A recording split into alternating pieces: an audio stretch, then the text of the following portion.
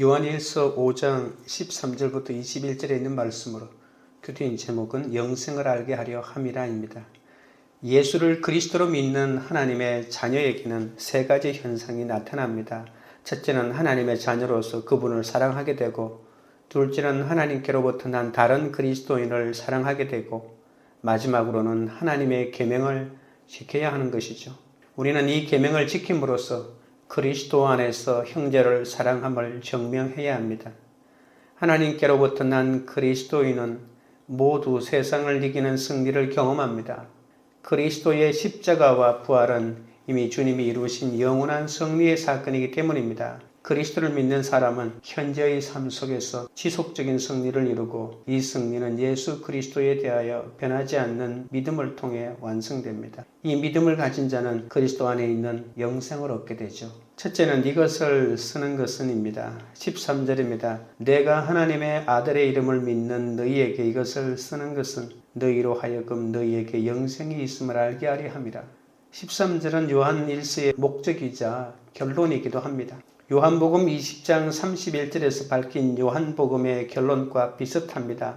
그는 자신이 경험한 예수님과 성령의 증언을 통해 우리도 확신 있게 그리스도께 속한 자로 살기를 권면합니다. 교회가 거짓 예언자와 거짓 그리스도의 출현으로 혼란을 겪고 있지만, 이런 상황 속에서도 정신을 차리고 기독교의 핵심 진리를 확고히 붙들고 구원을 얻어야 합니다. 하나님의 아들 예수의 이름을 믿고 영생을 얻어야 한다는 말이죠. 이름을 믿는다라고 하는 말은 예수나 그리스도를 단순히 부른다는 말이 아니라 예수님 사역의 본질과 은혜를 시인하고 받아들여야 한다는 말입니다. 예수님은 하나님의 아들이면서도 사람의 몸을 입고 성육신하셨다는 사실을 믿어야 합니다. 그가 우리 죄를 위해서 화목제물이 되셨다는 사실을 믿어야 합니다. 그는 부활의 첫 열매로서 우리들의 부활의 본보기가 되셨다는 사실을 믿어야 우리에게 허락된 영생을 누릴 수가 있습니다. 14절입니다. 그를 향하여 우리가 가진 바 담대함이 이것이니 그의 뜻대로 무엇을 구하면 들으심이라. 요한은 참된 신자들이 누릴 영생의 확실함을 말한 후에 하나님과의 관계 안에서 누리는 담대함을 말합니다. 이 담대함은 바로 기도의 담대함입니다. 요한은 자신이 하나님 앞에서 담대하고 자유롭게 그분의 뜻대로 구한 것을 하나님이 들으셨음을 확신합니다. 신자의 기도와 하나님의 응답은 어떤 관계가 있을까요?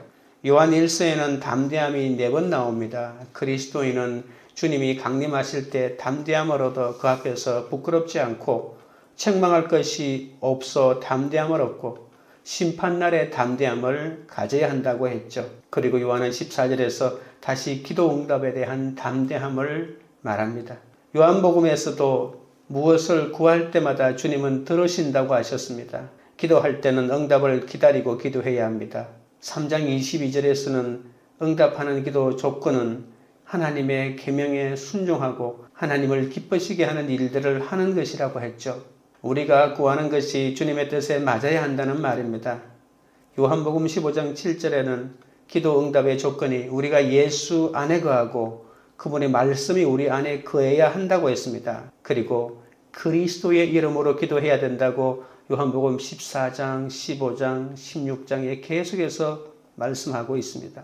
주님 안에서 기도하는 것과 주님 뜻에 따라 기도하는 것은 같은 말입니다. 진실한 그리스도인들의 특징은 기도하는 사람의 뜻보다 하나님의 뜻에 맞아야 한다는 것입니다. 기도는 전투가 아니라 응답입니다. 기도의 능력은 우리 의지를 하나님께로 올려드리는 것이지 그분의 의지를 꺾어 나에게 복종시키는 것이 아닙니다. 그러나 아무리 최상의 모습으로 주님의 뜻에 맞는 조건을 충족한 기도를 한다 하더라도 모든 기도가 명백하게 응답하지는 않습니다. 겟세마네 동산의 예수님의 기도를 생각해 보십시오.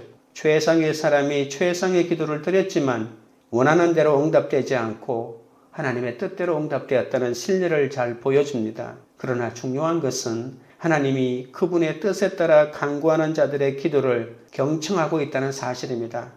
14절에서 기도하는 사람은 개인이 아니고 우리라고 말합니다. 교회 공동체 전체를 말합니다. 우리가 하나님의 뜻에 따라 기도할 때 응답이 바로 나타나지 않는다고 하여도 그분은 항상 우리의 기도를 들으시는 분이란 사실이죠. 15절입니다. 우리가 무엇이든지 구하는 바를 들으시는 줄을 안즉 우리가 그에게 구한 그것을 얻을 줄을 또한 아느니라. 안다는 단어가 반복해서 나옵니다. 우리가 알고 확신하는 것은 우리가 무엇이든지 구하는 바를 주님이 들으신다는 사실입니다. 예수님도 하나님께서 항상 자신의 기도를 들으신 것을 감사한다고 말씀하셨죠. 이제는 예수님뿐만이 아니라 우리도 하나님과의 그런 관계에 들어가야 합니다. 우리가 그에게 구한 그것을 얻을 줄을 또한 아느리라라고 하는 이 말은 지금 하나님이 우리를 들으시는 줄을 우리가 알기 때문에 우리가 구한 것을 얻을 줄 안다는 말입니다. 이 기도의 조건은 여전히 하나님의 뜻에 맞는 기도일 때 가능한 얘기입니다. 우리가 간구하는 기도의 응답이 미래에 이루어진다고 해도 응답받는 기도는 영적인 선물입니다. 마가복음 11장 24절에도 무엇이든지 기도하고 구하는 것은 받은 줄로 믿어라. 그리하면 너희에게 그대로 되리라고 하셨고 야고보 4장 2절에서도 너희가 얻지 못하면 구하지 아니함이요라고 하지 않았습니까? 우리가 하나님을 향하여 구하면 하나님으로부터 그 구한 것을 얻을 것입니다. 내가 경험한 하나님을 효과적으로 증거하려면 끊임없이 나를 만나주신 하나님을 생각해야 합니다. 날마다 말씀을 통해 하나님을 묵상하고 자기 죄와 부족함을 보는 성도는 더 큰 확신으로 복음을 증거하게 되기 때문입니다. 적용 질문 드립니다. 나는 사도 요한처럼 내가 만난 예수님을 확신 있게 증거하고 있습니까? 그렇지 못하다면 그 이유는 무엇입니까? 둘째는 생명을 주시리라입니다. 16절입니다. 누구든지 형제가 사망에 이르지 아니하는 죄에 범하는 것을 보거든 구하라. 그리하면 사망에 이르지 아니하는 범죄자들을 위하여 그에게 생명을 주시리라. 사망에 이르는 죄가 있으니 이에 관하여 나는 구하라 하지 않노라. 하나님의 자녀는 죄를 범할 수는 있지만 죄의 권세 아래 계속 머물러 있을 수는 없습니다. 반면에 하나님에게서 나지 않는 사람은 죄를 범하면서도 그 죄를 시인하지도 않고 회개하지도 않습니다. 그리스도인의 삶은 사회적 차원으로 넓어집니다. 하나님과 사귐은 필연적으로 다른 사람들과의 사귐으로 나아갈 수밖에 없죠. 신자들은 그들의 형제를 돌봐야 한다는 말입니다. 그들의 필요가 물질적이든 영적이든 상관없이 말입니다. 요한은 하나님이 인간의 죄를 용서하시는 것은 전적으로 하나님께 달려있지만 형제가 죄를 짓는 것을 목격하면 하나님께 그를 용서해 주시길 기도하라고 권면합니다. 그러나 이때 사망에 이르는 죄에 대해서는 용서를 구하는 기도를 제한하죠. 본문에서 사망에 이르지 아니하는 죄와 사망에 이르는 죄가 있다고 말합니다. 구약 성경의 관점에서 보면 의도한 죄와 의도하지 않게 부지중에 지은 죄의 구분이라고 볼 수 있겠죠. 레위기 4장에 나오는 제사는 부지중에 지은 죄만이 제사의 대상이고 속죄를 얻을 수 있습니다. 의도적인 죄는 그 죄인이 죽어야만 제거되죠. 의도한 죄는 제사의 대상이 될 수가 없습니다. 사도 요한은 이 두 가지 죄를 구별하면서도 구체적인 예를 들지는 않기 때문에 어떤 종류의 죄를 염두에 둔지는 우리가 자세히 알 수는 없습니다. 다만 요한 1세의 관점에서 사망에 이르는 죄는 빛 가운데서 행하고 하나님의 자녀답게 살아가는 신자와는 절대로 하나가 될 수 없는 그런 범죄일 것입니다. 사망에 이르는 죄는 바로 성령을 모독하는 것이라고도 볼 수 있습니다. 하나님의 존재 자체를 부인하면서 죄를 짓는 것을 뜻하겠죠. 이렇게 죄를 짓는 사람의 특징은 절대로 회개하지 않는다는 겁니다. 요한은 참된 그리스도인의 존재가 꼭 갖추어야 할 모습을 보여주면서 반대되는 행동에는 경고해 오지 않았습니까? 죄를 떨쳐내는 것, 사랑의 계명에 순종하는 것, 세속적인 것을 거부하는 것과 믿음을 지키는 것을 의식적으로 거부하는 것은 하나님의 생명과 빛의 정반대이니까 이것은 절대로 사망에 이르는 죄라고 볼 수가 있겠습니다. 그것은 결론은 어둠과 죽음으로 끝나고 맙니다. 17절입니다. 모든 불의가 죄로 돼 사망에 이르지 아니하는 죄도 있도다. 사망에 이르지 않는 죄는 여전히 신자에게도 일어날 수가 있습니다. 신자들은 그리스도를 통해 하나님을 향한 진실한 믿음이 있지만 세상의 강렬한 유혹에 넘어질 수도 있기 때문입니다. 그와 같은 잘못은 의도적으로 하나님으로부터 돌아서는 것이 아니기에 고의적인 죄는 아닙니다. 그러나 내가 범한 죄가 아무리 사망에 이르지 않는 죄라고 해도 죄는 여전히 죄로 남는다는 사실 또한 무시해서는 안 됩니다. 그런 범죄가 쌓이면 결국 그리스도를 배반할 수도 있습니다. 베드로가 예수님을 3번이나 부인했는데 예수님의 중보기도가 없었더라면 어떻게 되었을지 누가 알 수 있겠습니까? 주님은 베드로에게 누가복음 22장 32절에 이렇게 말합니다. 내가 너를 위하여 내 믿음이 떨어지지 않기를 기도하였노니 너는 돌이킨 후에 내 형제를 굳게 하라고 말입니다. 자신의 연약함으로 죄를 짓지만 그것이 결국은 돌이킬 수 없는 결과를 낳을 수도 있다는 것입니다. 누군가의 죄가 사망에 이르게 할 때는 그를 위해 중보하지 말라는 이유는 무엇일까요? 거짓된 믿음을 가지고 하나님 계명에 불순종하고 형제 사랑이 부족한 자를 위한 기도는 무슨 의미가 있을까요? 아무리 진리를 거부하고 공동체를 거부하고 나간 자라도 회개와 회복의 가능성은 있습니다. 고린도전서 5장 5절에 이런 자를 사탄에게 내주었으니 이는 육신은 멸하고 영은 주 예수의 날에 구원을 받게 하려 함이라고 말하지 않았습니까? 사람의 눈으로는 회복 불능이지만 하나님께서는 모든 것이 가능하니 포기할 수 없는 것이죠. 그럼 사망에 이르는 죄를 범할 수 있는 사람들은 어떤 사람일까요? 그리스도를 믿지 않는 사람들의 행위일까요? 그러나 세례를 받았다 하더라도 죄를 지을 가능성이 많습니다. 히브리서 6장 4절에서 6절에는 한 번 빛을 받고 하늘의 은사를 맛보고 성령에 참여한 바 되고 하나님의 선한 말씀과 내세의 능력을 맛보고도 타락한 자들은 다시 새롭게 하여 회개하게 할 수 없나니 이는 그들이 하나님의 아들을 다시 십자가에 못 박아 드러내놓고 욕되게 함이라고 말했습니다. 신자라도 믿음에서 떨어져 나갈 수 있습니다. 사도 요한은 하나님의 자녀로서 빛 가운데서 행하기를 기대하고 있지만 이단 경향을 가진 구원자들 뿐만이 아니라 몇몇 신자들이 배교자가 될 수 있는 가능성을 무시하지 않고 있습니다. 그래서 사망에 이르지 않는 죄의 가능성을 신자들에게 돌리면서도 사망의 죄는 적그리스도인 불신자들이나 적그리스도가 되어가는 신자들이라고도 볼 수가 있겠죠. 거듭난 자라도 죄를 지을 수 있고 회개하지 않는다면 영적 사망에 이릅니다. 끝까지 하나님을 떠나지 않고 속히 자기 죄를 깨닫고 회개하는 자에게 하나님은 생명을 허락하십니다. 적용 질문 드립니다. 하나님을 떠나지 않고 날마다 말씀으로 내 죄를 깨닫고 회개하는 것이 생명을 얻는 길임을 믿습니까? 셋째는 그를 지키심에입니다. 18절입니다. 하나님께로부터 난 자는 다 범죄하지 아니하는 줄을 우리가 아노라. 하나님께로부터 나신 자가 그를 지키심에 악한 자가 그를 만지지도 못하느니라. 하나님께로부터 난 그리스도인들은 영적으로 주님을 닮아갑니다. 요한은 그리스도인 신자가 누릴 수 있는 담대함에 대하여 안다고 표현합니다. 하나님께로부터 난 자들은 죄를 범하지 않음을 알아야 한다고 다시 한번 강조합니다. 그들이 죄를 범하지 않는다는 말은 하나님의 자녀는 죄를 계속해서 범하지 않는다는 말입니다. 죄는 그리스도 안에서 그리스도를 통해서 이겨낼 수 있습니다. 하나님께로서 나신 자가 저를 지키시기 때문입니다. 이 말은 하나님께로서 나신 자는 바로 예수 그리스도 아닙니까? 하나님으로부터 난 자는 아무도 죽을 죄를 짓지 않고 하나님의 보호를 받는다는 말입니다. 하나님이 성도를 굳게 붙잡아 주시기에 마귀도 성도를 함부로 건드리지 못합니다.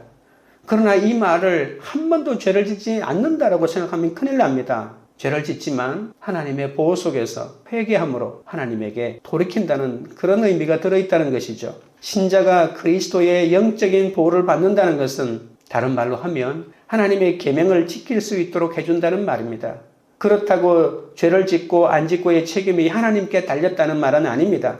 악한 자가 죄를 만지지도 못한다고 할 때 이 만진다고 하는 말은 해를 끼치기 위해 자리 잡는다는 말입니다.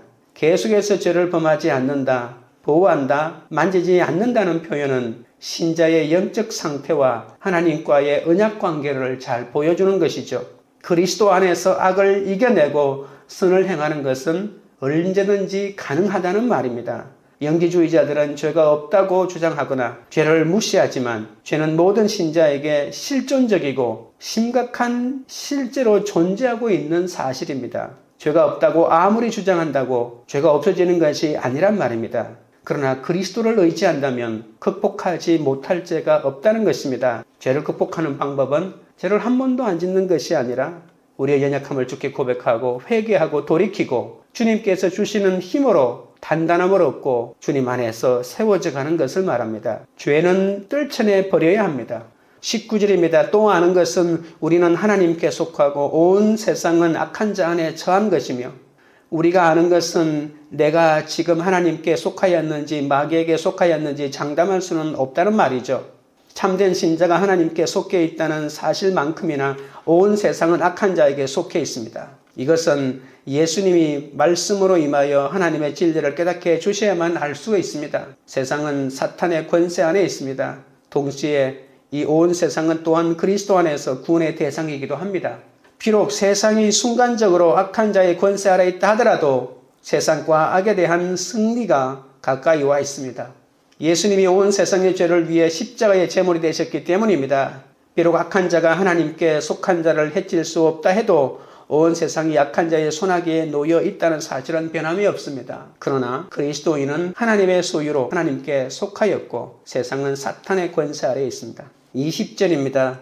또 아는 것은 하나님의 아들이 이르러 우리에게 지각을 주사 우리로 참된 자를 알게 하신 것과 또한 우리가 참된 자 곧 그의 아들 예수 그리스도 안에 있는 것이니 그는 참 하나님이시요 영생이시라. 우리는 어떻게 죽음에서 생명으로 옮기고 세상과 악한 자로부터 구원을 얻을까요? 하나님 아들의 인격과 사역이 영생을 얻는 유일한 방법입니다. 믿음의 근거는 바로 하나님의 아들입니다. 온 세상이 악한 자의 손아귀 안에 있어도 하나님의 아들이 오셨음을 알아야 합니다. 주님은 내가 하나님께로부터 왔다고 말합니다. 그리스도의 성육신은 과거의 사건으로 끝나는 것이 아니라 지금도 그 효력이 계속됩니다.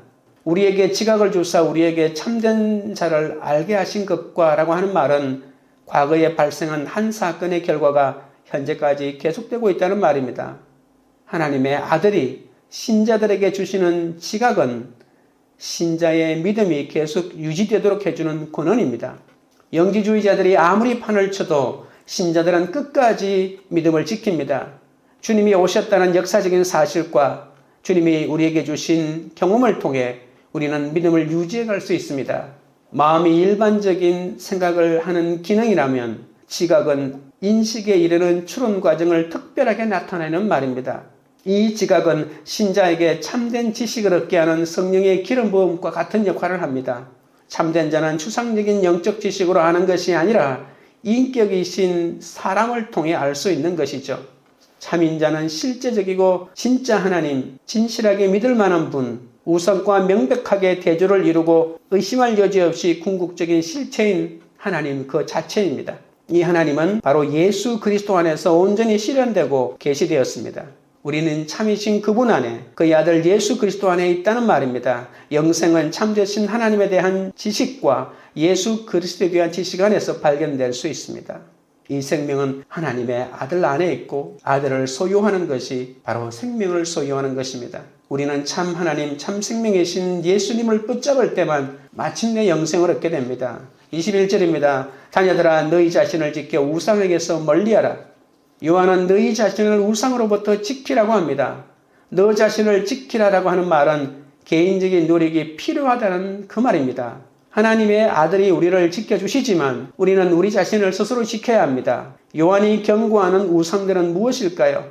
1세기의 교회가 로마 제국의 환경 속에 존재했기 때문에 그리스도인들은 온갖 이교의 우상들에 둘러싸여 있습니다. 아데미를 비롯한 에베소의 여러 신들은 더더욱 요한의 비유대적인 청중들에게는 끊임없이 우상 숭배의 유혹이 되었습니다. 하나님께 돌려줘야 하는 것을 가로채는 것은 무엇이든지 우상입니다.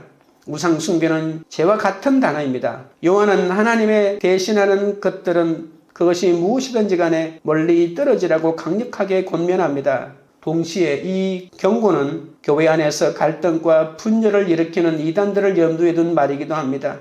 이교적인 우상이나 거짓 신들과 더불어 즉 그리스도가 생겨나기 시작했을 때 우리에게 위기가 닥쳐옵니다. 그러므로 모든 우상인 거짓 신들을 예수 그리스도 안에서 영생을 주시는 참된 하나님 편에 서서 단호히 거부해야 합니다. 나를 세상으로 미혹하는 악한 영들과 싸우면서 겸손히 말씀의 인도함을 받을 때 하나님의 보호를 받을 수 있습니다. 그런 성도야말로 가장 복되고 천국이 보장된 인생 아니겠습니까? 적용 질문 드립니다. 하나님께 속한 자로서 요즘 그분의 어떤 보호하심을 받고 있습니까? 나 자신을 지켜 멀리해야 할 우상은 무엇입니까? 기도드리겠습니다. 하나님 아버지, 자신이 경험한 하나님을 효과적으로 증거하려면 끊임없이 나를 만나주신 하나님을 생각해야 한다고 했습니다. 그런데 아직도 저는 말씀 묵상으로 내 죄를 보지 못하기에 큰 확신으로 복음을 전하지 못하고 있사오니 용서하여 주시옵소서. 날마다 말씀을 통해 하나님을 묵상하고 저의 죄와 부족함을 보므로 요한처럼 확신 있게 복음을 전가할 수 있는 은혜를 허락하여 주시옵소서. 거듭난 자라도 죄를 지을 수 있고 회개하지 않으면 영적 사망에 이른다고 했습니다. 끝까지 하나님을 떠나지 않고 날마다 말씀으로 내 죄를 보고 회개하고 영생에 나아가도록 인도하여 주옵소서. 우리를 세상으로 미혹하는 악한 영들과 싸우면서 겸손히 말씀의 인도함을 받기 원합니다. 마귀의 소나기에서 우리를 늘 보호하여 주시는 하나님께 감사하며 하나님의 말씀에 붙잡혀 이 땅에서 천국을 누리도록 인도하여 주시옵소서. 광교리들 교회가 사도 요한처럼 내가 만난 예수님을 확신 있게 전가하는 공동체가 되게 하옵소서. 하나님을 떠나지 않고 날마다 말씀으로 내 죄를 깨닫고 회개하며 생명의 길을 걷는 공동체가 되게 하옵소서. 하나님께 속한 자로서 주님의 보호하심을 받고 나 자신을 지켜 우상을 멀리하여 추구하는 이 세상에 주님의 영생을 선포하는 그런 공동체가 되도록 역사하여 주시옵소서. 예수님의 이름으로 기도드리옵나이다. 아멘.